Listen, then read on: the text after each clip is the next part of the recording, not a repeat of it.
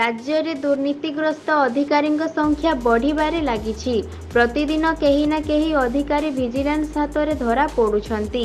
एहारी मध्य आज विजिलेंस जाल में पड़िछंती ढेंकानाल सदर थाना आईआईसी।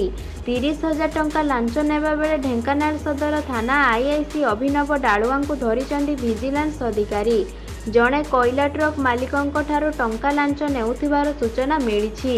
कटक स्वतंत्र विजिलेंस टीम हाथ में धरा पड़िछंती थाना बाबू। रुद्ध कठरी भितर थाना अधिकारी को जेरा चली विजिलेंस। एहासह आज लांच नेउथिबा समय विजिलेंस हाथ में धरा पड़िछंती आउ जणे अधिकारी।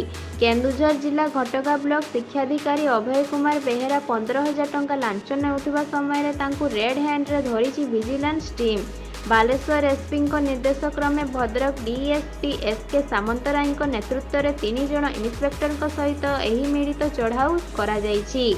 मिलिथिबा सूचना अनुसार श्रीजुक्त बेहेरा 215 बैच 33 जण शिक्षकों एरियर पे क्लियर पाई 90,000 टंका डिमांड करथिले, किंतु एही डील 60,000 टंका फाइनल होइथिला।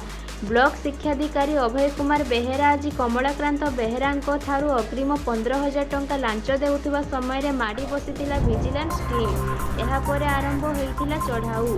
तेबे वर्तमान पर्यंत 3टी स्थान में चढ़ाऊ जारी रही।